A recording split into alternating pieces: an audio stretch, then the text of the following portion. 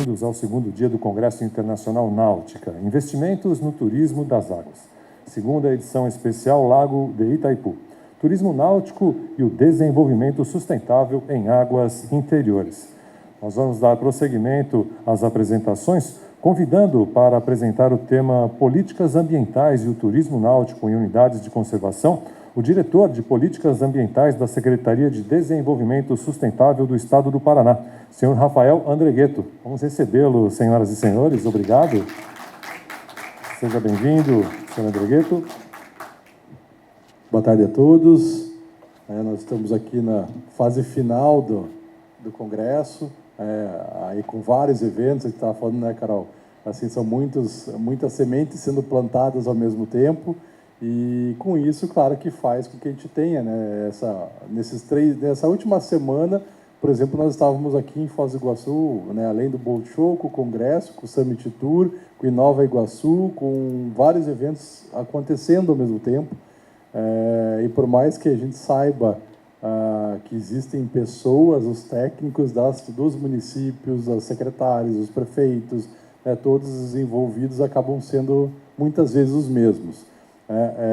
Mas acho que é importante nós chegarmos nesse momento do Congresso, nesse período de tarde de sexta-feira, em que muitos também já estão com as atenções voltadas, né, porque ontem nós não tivemos, infelizmente, o primeiro dia do Boat Show, mas hoje, amanhã e domingo, sim, ele ocorrerá.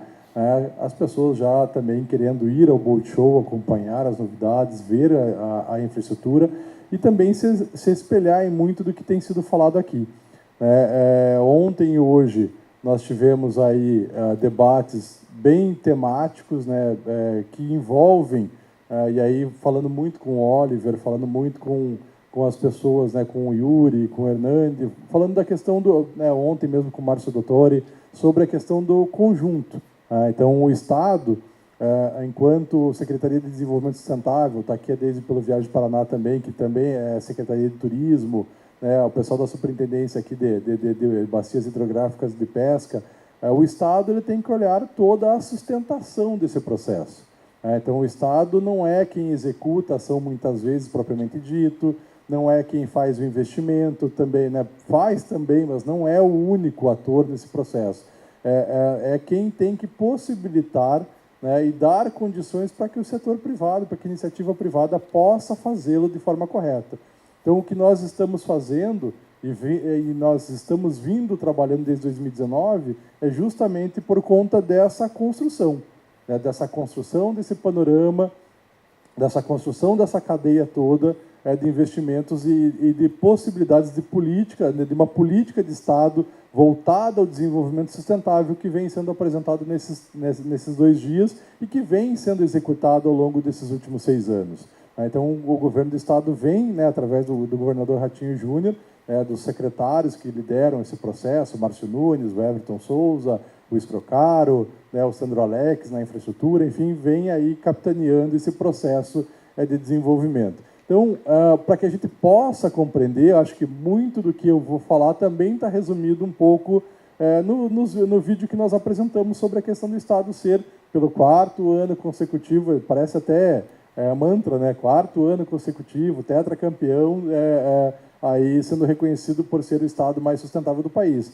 É propaganda? Claro que é, porque nós temos que propagar, nós temos que difundir as conquistas que nós temos. Não existe outra forma de fazê-lo senão comunicar isso. Mas como é que nós chegamos a isso? Como é que isso ocorreu e por que o Estado tem feito isso? Eu brinco aqui, o Oliver, apesar de hoje, né, ontem ter falado como o Instituto Horizonte, ter vindo naquele evento do Fórum Náutico, né, lá sendo apresentado como uma pessoa que fez parte da ONU, da Convenção da Biodiversidade. Eu tive o prazer de conhecê-lo justamente por meu tio, que foi secretário de Estado no governo do Lerner, e falou, os prêmios que o Lerner ganhou e o Beto Richa ganharam na ONU pela biodiversidade e conservação é devido a esse cara. Então, ele que foi que capitaneou e levou o Lerner, né, e o Beto lá para conquistas, né, lá trabalhou para trazer a COP para Curitiba, então foi um protagonista direto dessas conquistas que a gente está falando não de 6 anos atrás, a gente está falando de 20 anos atrás. né? Então, o Estado do Paraná, né, Curitiba e os demais municípios são protagonistas de um desenvolvimento sustentável há muito mais tempo, né, só que nós não contamos isso. As políticas não se executam e não se tem sucesso da noite para o dia. São como ideias. Muitas vezes nós temos ideias brilhantes, e aí aqui colocando todo o merecimento dessa gestão atual, porque ideias são somente ideias, elas são realmente resultados quando tem alguém que consegue executá-las e tirá-las do papel. Então, o governador Ratinho Júnior ele consegue, né, dar continuidade a todos os programas de sucesso, a todos os exemplos de sucesso, como ele também consegue trazer e construir uma nova história. E eu acho que é isso que é importante para nós trazermos. Aqui eu não tenho como não falar, e aí vem muito da questão dos papéis. Quando a gente fala da Secretaria e do Instituto Água e Terra, a Secretaria é o órgão que trabalha a política, a estratégia, os programas. Não é o órgão que necessariamente tem a obrigação de ser o executor dessas ações. Aí nós temos a Superintendência, nós temos o Instituto Água e Terra, nós temos o CIMEPAR, que são entidades vinculadas, né, à Secretaria, né, que define essa política. E, né, quais são as políticas ali pensadas dentro do Instituto Água e Terra, da Secretaria, que vem todo esse olhar. Olhar para proteção, para conservação, para o gerenciamento de recursos, para o saneamento ambiental, para a gestão territorial, agrária e fundiária, né, para a cartografia e geoprocessamento. Então, aqui é um mundo. Né? Quando a gente olha isso aqui, é um mundo que a Secretaria tem que pensar nesse processo. Como eu falei, a Secretaria tem essas estruturas, né? Então, o Instituto Água e Terra, o CIMEPAR e a Superintendência, né, que fazem parte desse escopo. E dentro da Secretaria, a gente tem uma outra distribuição. Então, eu tenho quantos conselhos aqui, né, que a gente pega e olha que tem que acompanhar diariamente, né, então mensalmente. Então, é o COLIT, o Conselho Estadual do Meio Ambiente, o Conselho Estadual de Direitos Animais, então, o Conselho Estadual de Recursos Hídricos, que são órgãos também que deliberam, muitas vezes, discutem políticas setoriais específicas. E dentro dessa questão da Secretaria, eu também tenho a Diretoria de Políticas Ambientais, que é a qual eu dirijo, né, e que tem 3 coordenações ali ligadas diretamente nesse processo: a de Patrimônio Natural e Educação Ambiental, a de Ação Climática e Relações Internacionais e de Saneamento Ambiental e Economia Circular. Não tem diretamente uma função específica, né, aqui para o turismo náutico, mas é quem faz parte desse processo. Dentro das ações hoje da Secretaria, e aí vem esses olhares do protagonismo. Nós tivemos recentemente aí na COP16, em Cali, na Colômbia, e hoje o Selo Clima Paraná, que a semana que vem é a premiação. Então, a cerimônia de premiação, dia 4 de dezembro, lá na FIEP, vai ser lançado o Fórum Paranaense de Economia Circular e vai ter a premiação de 2024 do Selo Clima. Esse ano, nós aumentamos em 40% as inscrições em relação ao ano passado. Então, são 187 inscritos. Desses 187, a gente passa a ter, dentro desse processo de inscrição, a gente passa a ter também prefeituras e órgãos públicos, né, que fazem parte, e aqui fica o convite, né, para que as prefeituras venham, né, e comecem também a integrar esse processo de neutralização, de registro das suas emissões e para demonstração das suas práticas realmente de ESG e junto ao ODS. O Paraná é signatário do Race to Zero, né, que é uma campanha da UNFCCC, né, da Secretariado das Mudanças Climáticas, que é justamente a diminuição de 1,5, da manutenção, não é nem da diminuição mais, né, da manutenção de até 1,5 graus de aquecimento, que é o que já não ocorre faz mais de ano. Né? A gente já está acima disso, dessa meta, mas nós continuamos com esse processo e temos o programa de mudanças climáticas, né, o Paraná Clima, que vai ter o segundo contrato, junto com o Monitora Paraná 1 e Monitora Paraná 2, Monitora Litoral, e que foi objeto ontem de uma palestra minha no Summit Tour, que fala das mudanças climáticas e o turismo. Então, quando a gente fala do turismo náutico, quanto isso impacta? Antigamente, a gente fazia isso inconscientemente. A gente até brincava, porque não existia. Não, sempre existiu, né? Sempre existiu fatos e eventos climáticos. E aí todo mundo se preparava para ir para o Caribe fora de setembro, porque setembro sempre todo mundo soube que é período de furacões, de temporada de furacão no Caribe. Então as pessoas já sabiam dos eventos climáticos, mas se organizavam para essa situação. Da mesma forma, esse projeto ele vem também a buscar essa previsibilidade, esse monitoramento e a base de dados para que a gente possa se planejar e não acontecer o que aconteceu na quarta-feira, tá? Com a montagem, no qual eu, a Juliana, a Letícia, aqui o Beto, né, um bom número de pessoas aqui presente, estava embaixo daquele toldo quando o vento levantou. E a gente ficou olhando para cima para onde que a gente ia pular, porque ele estava passando embaixo, olhou aquilo lá levantando e eu assim, aonde eu me jogo agora para poder escapar disso tudo? Então, por quê? Nós vimos que estava vindo, mas não tinha aquela previsão concreta da onde chegaria e que horas que chegaria. Até a pessoa que estava conosco falou, daqui 10 minutos, né? No visual. Não deu 2, né? Que foi sair do trapiche, o vento bateu e levantou. Então, o Monitora, ele vem, né, justamente com essa função de trazer previsibilidade, aquela previsibilidade que eu tinha intuitivamente dentro do turismo, planejando a minha viagem para o Caribe pós-temporada de furacão, né, e que em Miami, quando nós estivemos agora em agosto na missão falando de licenciamento ambiental de empreendimentos náuticos, nós uma semana antes já começamos a ser alertados em Miami por conta do furacão que estava chegando. Então, né, onde ele estava, como que ele estava caminhando. Então, assim, para e passo, você ia acompanhando, né, a tempestade se formando e chegando, e nós olhando para saber se ia poder sair de Miami ou não ia, porque a viagem estava acabando. Então, assim, existem instrumentos, né, se eu não consigo erradicar, se eu não consigo mitigar esse evento, né, que aí isso vai ser cada vez mais normal, infelizmente, né, eu vou ter que trabalhar com a máxima previsibilidade possível e planejamento possível para que isso aconteça. Quem viu depois do levantamento do toldo lá, ontem estava lá com as ancoragens, levaram aquelas caixas de água, veio o caminhão-pipa, colocou mais peso para ancorar, né, e aí, né, os equipamentos poderem realmente ficarem condicionados, porque foi um vento de 100 km por hora, uma rajada, né, que passou e não teve como segurar. Imagina o pessoal que estava de jet ski no meio do lago, né, lá de moto aquática no lago, naquele momento, talvez estivesse mais para cima.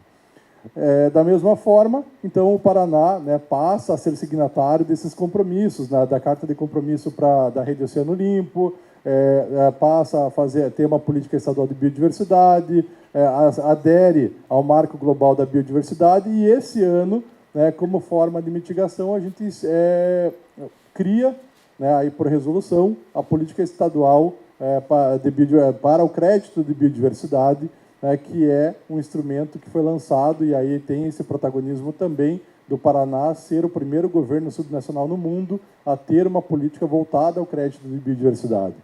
Já não só com a política, mas com um acordo com o BRDE para aquisição de R$2 milhões em crédito de biodiversidade, e que no início do ano a gente lança edital para a seleção das RPPNs, as Reservas Particulares do Patrimônio Natural, que também são objeto do processo como um todo. E aqui, só para contar rapidamente, então, disso tudo, né, que eu falei, né, das estruturas da coordenação de ações climáticas, isso aqui é algo que o Paraná também tem um processo bastante antecipado em relação, né, nós temos um fórum instituído por lei de mudanças climáticas, nós temos um plano de ação climática já estabelecido, nós temos parcerias agora para o plano de adaptação, está em elaboração o plano de descarbonização, tem o selo Clima Paraná, como eu já comentei para vocês. Então, o Paraná tem instrumentos, né, aí sendo organizados, e um dos passos que o Paraná também está dando antecipadamente é a criação da autoridade climática. Então, já temos aí as entidades que farão parte, já tem reuniões sendo feitas, porque a Defesa Civil e o Corpo de Bombeiros são os entes de resposta e recuperação, principalmente resposta. Mas eu tenho a questão do planejamento, eu tenho a questão da prevenção, eu tenho a questão da capacitação, para daí chegar na resposta e, posteriormente, a recuperação. Então, eu tenho 5 etapas bem marcadas, né, da questão do evento climático. O que aconteceu no Rio Grande do Sul? No início do ano, nós tivemos pessoas, uma grande parte de pessoas do IAT, nós tivemos aí foram 60 caminhões, vocês, os municípios, destinaram caminhões para atendimento lá. Nós levamos aí foram 8 ou 9 caminhonetes com embarcações, com técnicos do Instituto Água e Terra, para apoiar no atendimento local. Então, assim, justamente porque ninguém estava pronto e preparado para essa resposta, para dar essa resposta de atendimento e nem para recuperação. Tanto que, imaginem, foi quando? Abril, né? Foi abril as chuvas, né? Foram abril e o aeroporto de Porto Alegre só voltou a operar parcialmente agora no mês passado, agora em novembro. Então, imaginem quanto que isso impacta para a atividade econômica e para o turismo.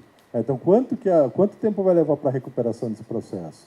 Então, os compromissos que eu falei para vocês, que são assinados pelo Estado do Paraná, os projetos, né, também que nós estamos investindo, esses 140 milhões de reais para essa previsibilidade, o ano que vem, então, vai ser instalado um radar meteorológico no litoral, que não tinha, e um radar no norte do Paraná, que também não tinha. Então, vai fechar o estado inteiro. Nós vamos ter monitoramento e previsão do 100% do estado. Não vai ter mais esse gargalo, né, esse hiato dos espaços. São 70 milhões oriundos do TAG da Petrobras e 70 milhões oriundos do TAG da Olapa, né, que fazem parte desse projeto. Na educação ambiental, também os projetos, falei já do crédito, temos a questão do Poliniza Paraná, que é a questão da educação ambiental, principalmente dos meliponários de abelha sem ferrão. Fiquei sem slides. Obrigado. Então, Poliniza, tem a questão dos grandes felinos, tem a questão do Oceano Limpo, e aí vem essa adesão, né, da rede Oceano Limpo, vem essa ação também que vem sendo realizada pela Superintendência com o Rio Vivo, né, dentro dos projetos de educação ambiental, de trabalho de manejo florestal, né, de restauração ambiental, de repechamento, da educação ambiental dentro dos eventos de pesca esportiva, e a gente vai ampliar efetivamente essas ações. A educação ambiental também, o Estado do Paraná tem seu programa, sua lei, sua política, acho que é assim só para exemplificar esse processo. Nós temos a questão do saneamento ambiental, e aí vem, muitas vezes, parece que é tão longe isso, mas assim, nós estamos falando de um evento, e aqui, falando de uma economia que gera resíduos, né, Beto?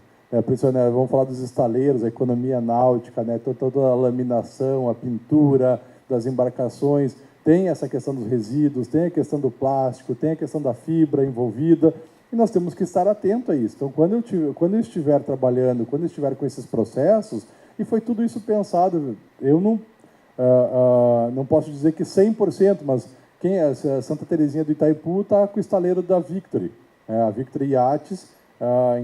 Antes de eu estar no estado, eu fui o consultor que fez estudo de mercado para trazer a Victory para cá.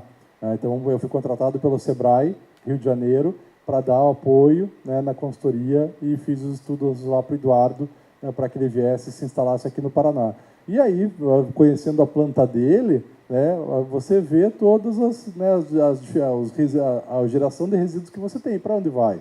Então, isso tem que estar sendo pensado nesse processo todo, da economia náutica, e isso faz parte da ação do Estado, de pensar a logística reversa, pensar a reciclagem, pensar, né, todos esses procedimentos de gerenciamento de resíduos sólidos, que cada vez tem que ficar mais evidente aí nos nossos trabalhos da economia.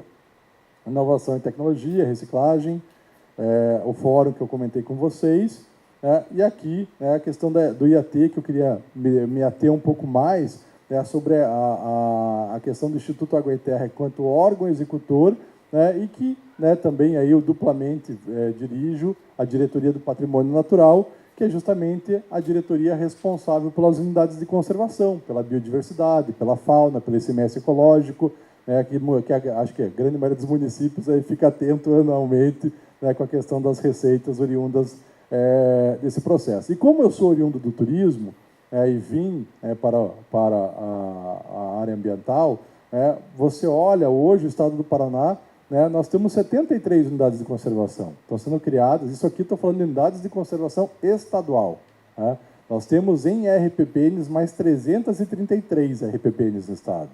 E unidades de conservação federal, se eu não me engano, aí mais umas 30, 40. Então, é um universo de unidades. E quando a gente olha para as unidades, né, justamente o que a gente vem discutindo é assim, eram caixas fechadas que ninguém podia acessar. E aí, eu vou conservar algo que eu não acesso, que eu não conheço? Eu vou, né, quem conhece a realidade, não, e aí eu tenho certeza que a realidade do lago, que é hoje o pessoal do NEPOM aqui da Marinha falando, e com certeza os municípios, né, Marcinha?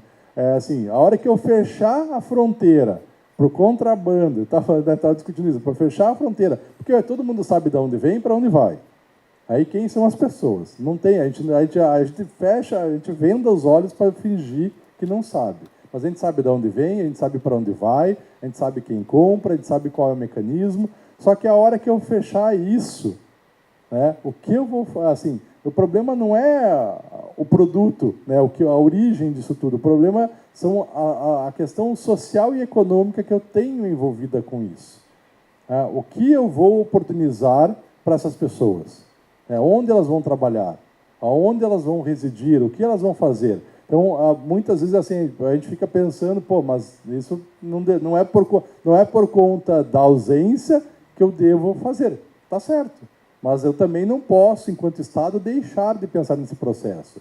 Como é que eu vou pegar lá no litoral do Paraná, que eu tenho a maior porção de Mata Atlântica contínua, junto com São Paulo preservada do planeta, eu vou falar para os 20 mil moradores da região, preservem, conservem, porque é o último remanescente. E as pessoas passando fome dentro de casa, não tendo comida para dar para os seus filhos. Você acha que ele vai deixar de fazer a pesca predatória? Você acha que ele vai deixar de extrair palmito? Você acha que ele vai deixar de caçar? Então, qual é a alternativa que eu tenho? Turismo náutico. Fazer com que essas pessoas se transformem. Porque esse cara que caça, esse cara que faz a pesca predatória, ele é um guia nato. Ele conhece o território, ele sabe executar resgate. E aqui eu não estou falando assim, turismo náutico, e o turismo não é solução para tudo. Então a gente tem que compreender que o turismo ele pode sim ser um instrumento e pode sim ser ferramenta, mas ele não é a solução do processo todo. Ele é uma das etapas para essa alteração. E da mesma forma, não adianta nós, enquanto Estado, termos essas áreas fechadas, que muitos também já vieram nos perguntar, e Ilha Grande, como é que nós fazemos?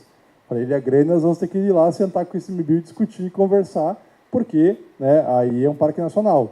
Mas nós estamos nesse diálogo. E aí eu vou falar nos investimentos, a gente vai chegar nesse ponto do diálogo que está sendo feito justamente para mudar essa análise estrutural dos processos. Então, dentro do patrimônio natural, nós temos toda essa questão das unidades, dos viveiros para restauração ambiental, nós temos a questão do ICMS ecológico, e aí vem essas iniciativas, né, que a gente vem trabalhando ao longo dos anos. Aí. Então, quando a gente fala de pagamento por serviços ambientais, fora os royalties que os municípios recebem, o Paraná já distribuiu, nos seus 32 anos de ICMS ecológico, 8 bilhões de reais. Isso é dinheiro no caixa dos municípios que têm unidades de conservação e que cumprem com todas as formalidades, recebem. Então, tem municípios que recebem, aqui Foz do Iguaçu, por exemplo, se eu não me engano, são 8 milhões de reais ano, que são oriundos do Parque Nacional do Iguaçu. Tem Antonina, lá no litoral do Paraná também. Antonina, acho que são 13 ou 14 milhões de reais ano no caixa. É dinheiro de caixa livre, que pode ser e deve ser reinvestido em ações para a conservação ou ações para a promoção do turismo como um todo. Tem a questão do passarinhar, da mesma forma que a gente fala da pesca, a questão da observação de aves, a observação de vida silvestre, a parte de conservação que vem sendo atuada, a questão da restauração, e aí vem todo o dilema hoje de manhã, CTG, Itaipu, falando da preservação do lago, para a manutenção da água, para geração de energia, e aí, mas não é só para eles. Sem água tem pesca? Sem água tem indústria? Sem água eu tomo banho? Não.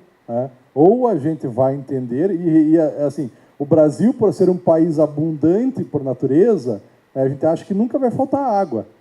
Mas Curitiba vai ter racionamento a partir de abril do ano que vem, novamente. Já está previsto, porque vai ter crise hídrica em Curitiba. A Sanepar já tem um decreto de emergência, já está sendo trabalhado, já está sendo discutido. A gente passou quase 2 anos assim. A gente chegou a ter água a cada 36 horas. Foi mais ou menos isso, né, Rod? 36, que a gente chegou de racionamento. Não era nem 24, já estava quase pulando para...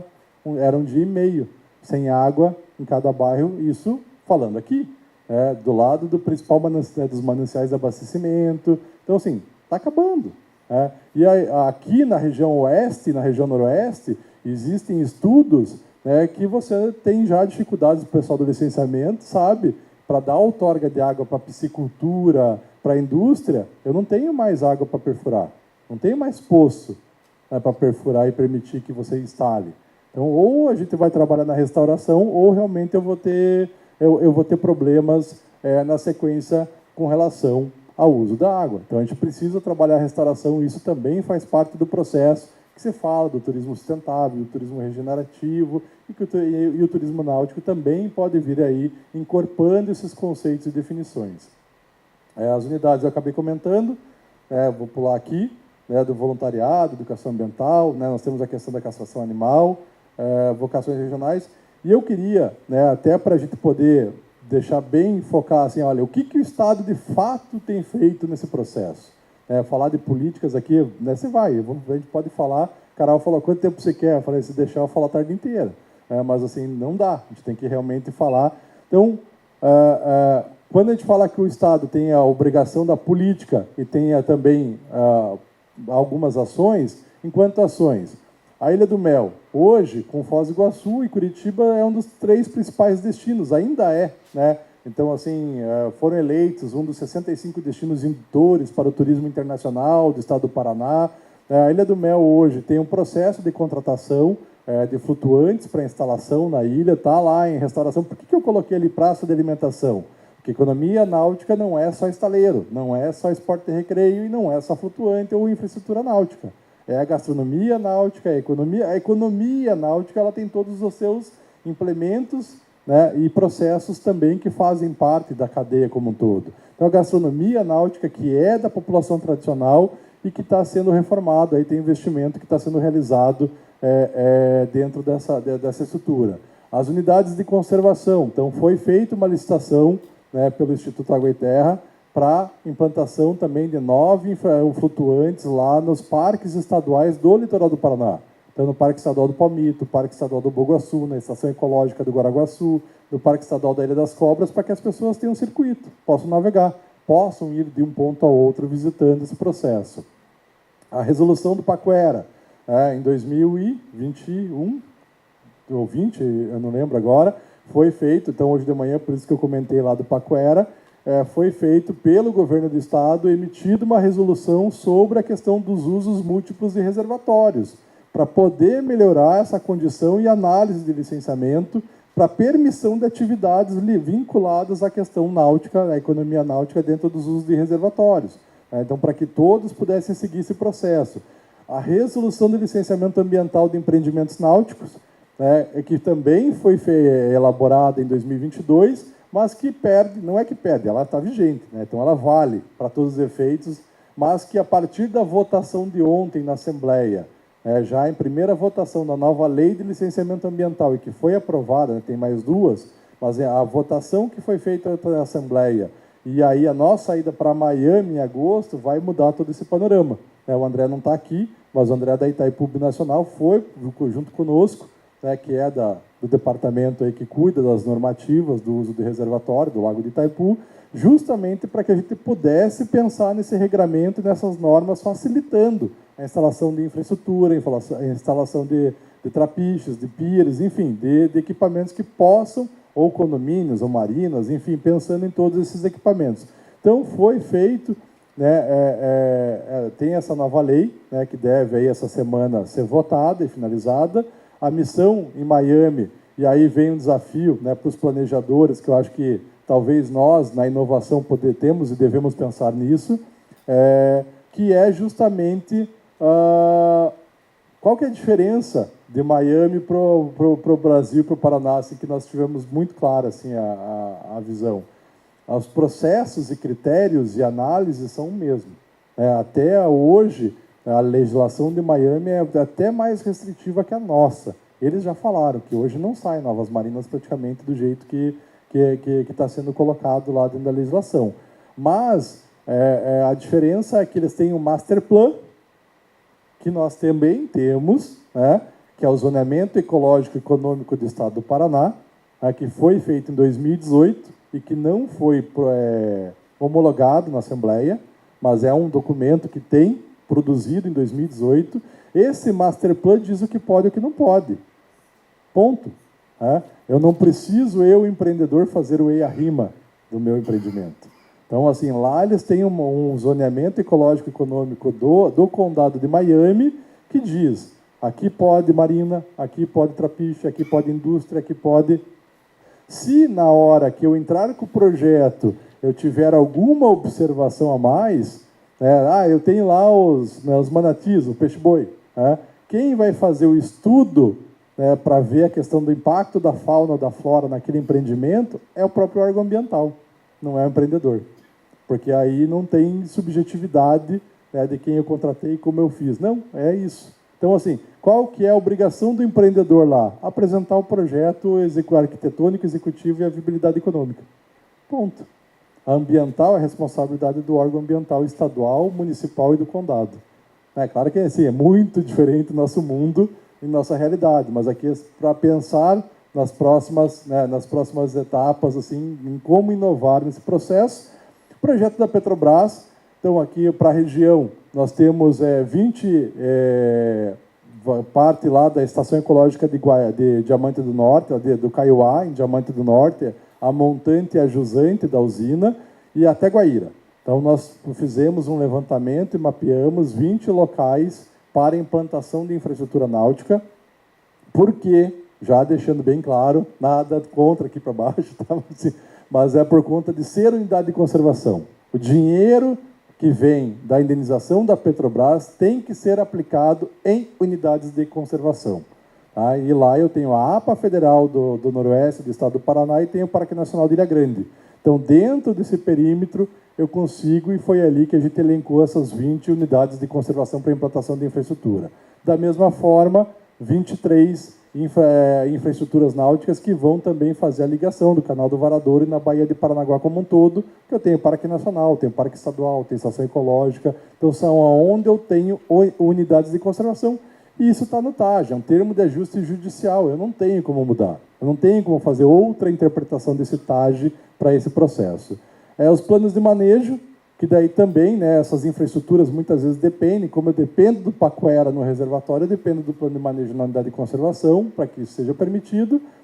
Tem as criações das reservas de pesca esportiva, que está aqui o pessoal da superintendência que capitaneou, do Baixo Iguaçu e do Médio Ivaí, isso, que são as duas reservas de pesca esportiva que foram criadas no estado do Paraná, que a gente também está discutindo essa questão de o que é uma unidade de conservação, não é uma regulamentação, como é que isso vai ser trabalhado, a promoção em eventos, estar no Boat Show, estar nos congressos faz parte disso tudo, e a aquisição de embarcações para educação ambiental aí em termos que estão sendo trabalhados, comprando onde tem unidade de conservação, colocando as pontuns principalmente estruturadas para educação ambiental, levar a sociedade e a comunidade para dentro desse processo. Então, fechando a minha parte, então, assim, só para contar objetivamente o que nós fizemos, como que nós estamos atuando, e aqui é um mapa, gente, das unidades de conservação. Hoje são 73 unidades no estado, das quais 34 estão abertas à visitação. Então, você pega aqui aqui no oeste, então eu tenho aqui a Estação Ecológica do Caiuá, que vem até Guaíra, estão pegando como a APA do Comafém, tem aqui o Parque Estadual, aqui acho que é o São Camilo, o Cabeça do Cachorro, o Rio Guarani aqui em Três Barras, que também tem rio, a Estação Ecológica Rio dos Touros, que também tem acessível por rio. Então, a gente tem várias unidades de conservação que têm acesso por água e que podem, em algum momento, serem usufruto aí desse processo de trabalho com as unidades de conservação como um todo. Gente, é isso. Então, assim, como eu falo, é um mundo de ações, de política, execução, projetos.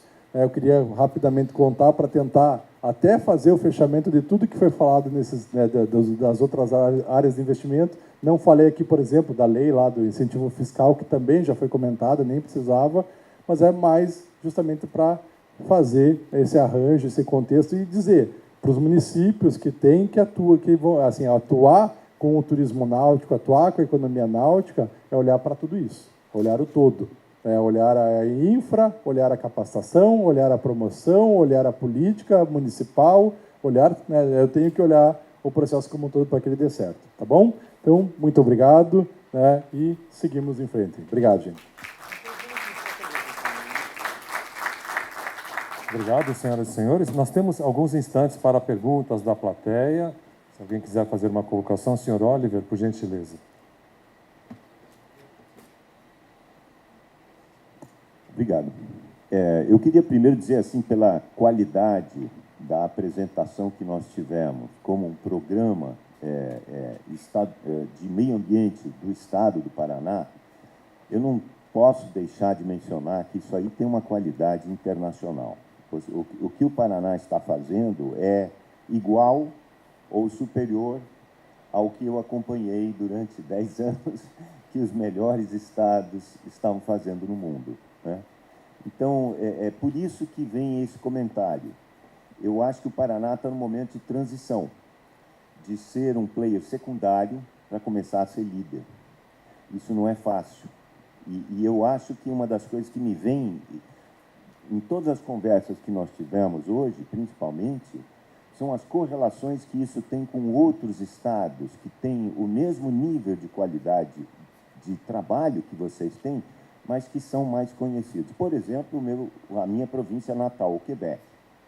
Preparando esse trabalho, eu percebi que o Quebec tem uma matriz energética, o Quebec tem natureza, floresta demais, o Quebec, malucamente, também produz agricultura, porque 5 meses não pode, mas produz o resto. O número de similaridades é imenso, tá certo? Quer dizer, onde vocês têm a Itaipu, ali existe a Hidro-Quebec. O lago de Itaipu, ali existe o complexo de Roberto Bourassa, que é o maior ali. Então, a cooperação técnica com o Quebec, e especificamente no caso de CEDEST, etc., é uma possibilidade. Outra que me vem à cabeça, Madrid.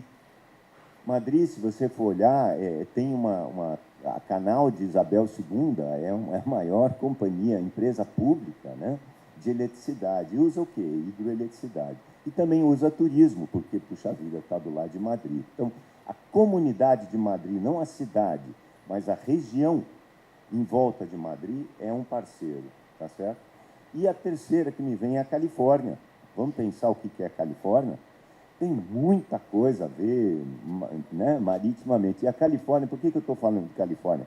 Porque a Califórnia, o Crawford, secretário estadual, que seria o nosso Everton, certo? Estava lá na COP, e ele estava orgulhoso de estar na COP, porque a Califórnia já foi campeã no clima, agora eles querem ser na biodiversidade, e você tem uma política de crédito de diversidade. Então, eu queria lançar para esse grupo aqui de pensar, começar a cooperar com o Quebec, Madrid, comunidade, não a cidade, porque são regiões, são estados, e Califórnia. É isso. Obrigado. Obrigado, Oliver. Não, Quebec, acho que você nos recebeu com o governador lá em junho de 2022 para a assinatura do acordo com a Convenção da Biodiversidade lá no Secretariado da ONU. Califórnia, a tua sugestão já foi antecipada, eu coloquei o Everton Crawford lá em Cali, na Colômbia, agora na COP, a gente já se reuniu e ele mesmo pegou um livro das unidades de conservação do Paraná e falou, já estou copiando. Sim, com certeza, com certeza. Nós já fizemos essa reunião lá durante a COP lá em Cali. Mas com certeza, tem que ter essas cooperações justamente para pegar os bons exemplos. Senhor Roberto, por favor. Olá. Alô? Então, boa tarde. Rafael, realmente foram 2 dias de congresso, né? Então, agora tem uma pergunta bem consolidada, né? A gente viu que é importante, o Paraná investe bastante para trazer indústria com incentivo fiscal. A gente escutou mais cedo o Coluna falando da demanda de vagas, né? Porque eles produzem 4.500 barcos por ano, mas as vagas para guardar esses barcos não crescem nesse mesmo ritmo. E já existe uma demanda, né? E tem toda a parte do desenvolvimento do turismo, que tem toda a expectativa de todos os prefeitos na geração de turismo, né, que esses barcos vão cada vez mais circular na Baía de Paranaguá ou aqui na região de Itaipu. E a gente vê agora que a Secretaria está muito bem preparada, né? Teve até, você comentou dessa experiência que vocês foram para Miami, né? E como que fica para a iniciativa? Agora vem a pergunta. Como fica para a iniciativa privada essa receptividade de novos projetos, né? Porque existe uma lenda, né? E até nas marinas que já existem hoje, que já estão em funcionamento, elas têm dificuldades de manter o licenciamento. A gente fala em licenciamento, um licenciamento com 3 etapas. Quem não é da área ambiental, quem é da área empresarial, ela realmente acaba ficando até desestimulada, mas a gente vendo no Congresso que realmente a Secretaria está muito bem preparada. Como que você vê essa receptividade de novos projetos? Lembrando que um barco gera muitos empregos, né? Eu não me lembro os números, e eu penso assim, não sei se todo mundo pensa assim, mas um barco ou alguns barcos significa menos prédios, menos casas nas ilhas, né? E a gente pode ter as ilhas intactas, né? Então, às vezes, é melhor ter um barco que ter uma casa construída irregularmente, né? Então, como que você pode nos dizer a receptividade de novos projetos? Bom, eu vou responder devolvendo com uma provocação a você, Beto. Quem é empreendedor aqui da área? Fora, que não é do poder público. Tá, aqui a maioria é poder público. Mas o que acontece? Quem é poder público sabe a dificuldade que é a contratação de projetos. Então, nós temos uma dificuldade de contratação de projetos para esses estudos, como eu falei, de zoneamento ecológico e econômico, por exemplo, para fazer uma batimetria, para fazer uma topografia. Para vocês terem uma ideia, nós pegamos o Parque Estadual lá do Monumento Natural Gruta de Lancinhas, que é uma unidade de conservação estadual. Nós não temos um mapeamento interno da caverna, que a Lancinhas é a maior caverna da região sul do país.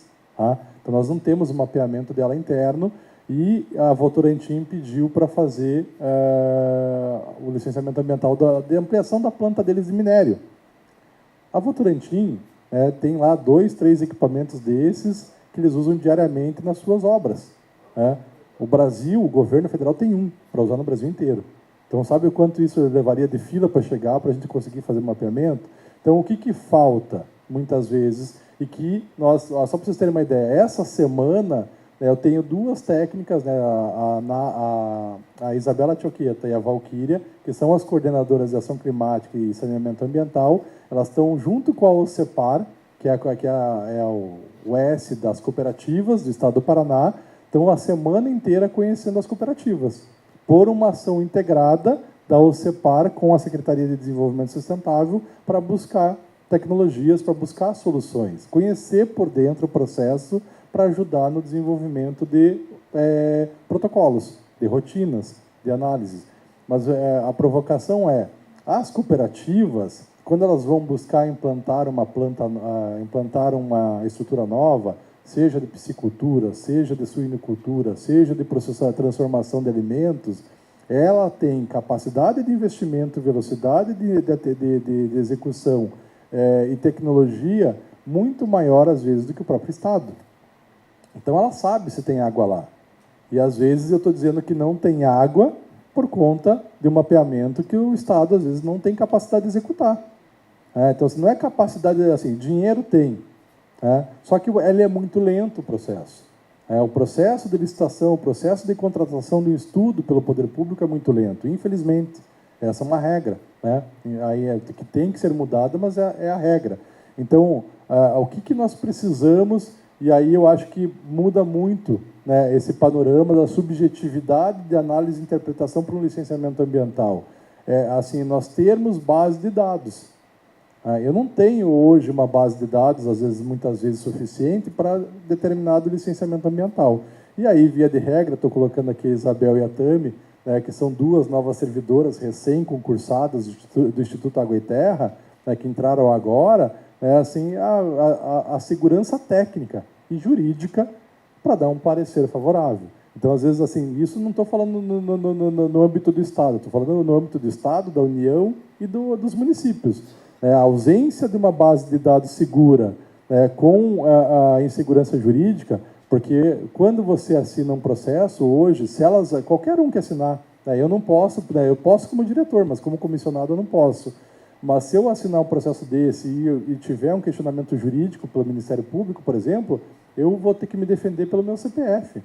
O Estado não pode me defender, entendeu? Eu vou ter que contratar advogado do meu bolso para provar que eu estava certo, né? Então, para me defender dizendo... Então, assim, por mais que eu entenda, por mais... Então, assim, a insegurança que se tem hoje é justamente nessa. Então, o Estado está pronto? Tá. Planejamos? Planejamos. Precisamos agora de dados, base, né? Que foi o que estavam falando da questão cartográfica, ali, da hidrográfica, né? Que a Marinha vai ajudar a fazer, a questão dos canais com batimetria, a questão de a vulnerabilidade do solo, que a Itaipu, com certeza, com o Parque Tec, Silvana está aqui, pode. Então, assim, todos os estudos possíveis e imagináveis que a Itaipu ou o setor privado possam fazê-lo para dar subsídios a uma análise técnica, isso, assim, porque vocês fazem para empreender. Quem vai construir um estaleiro vai fazer um estudo para empreender. Quem vai fazer uma marina vai fazer um estudo para empreender. Então, oferte esse dado, né, na base, isso pode ser doado, né, pode ser feito doações, que isso municia e facilita a análise de empreendimentos. Porque o que não pode é misturar. E aí, só para concluir, para não avançar, não misturar, eu vou falar de um caso específico aqui do Canal do Varadouro. Tá? O Canal do Varadouro, assim, a forma como muitas vezes nós queremos empreender é pelo lado político e não pelo lado técnico. Tá? Ontem, com o Trovão, eu estava falando lá com o Almirante Trovão, ele falou, olha, e eu perguntei para ele, o Canal do Varadouro não é uma hidrovia construída pelo homem? Para ser hidrovia, não tem que ter um parecer e uma investiria da Marinha para a segurança de navegação? Tem. Então, se você, enquanto Marinha, me informar que eu preciso ter uma dragagem para a segurança de navegação, eu não tenho meio caminho andado para poder fazer o processo de dragagem nas áreas que é necessário? Sim, mas ninguém me procurou. Entendeu? Então, em vez de eu ir pelo caminho técnico, eu fui pelo caminho político. Então, aqui muitas vezes o empreendedor acha que o órgão ambiental não quer analisar, não quer ajudar, não quer orientar, e vai pelo caminho político. E muitas vezes o caminho político acaba atrapalhando toda a análise técnica do processo. Então, mas a base é a base de dados. A gente precisa de dados. Então, assim, o Estado precisa de uma base mais aprofundada e detalhada de dados, de cartas, para facilitar. Quanto mais dados eu tiver, mais eu vou comprovar tecnicamente, cientificamente que aquilo é possível. Aí, fechando. Por que o Brasil, assim, quando a gente fala de ambientalmente correto, por que no Brasil a indústria náutica não faz embarcações com pump out?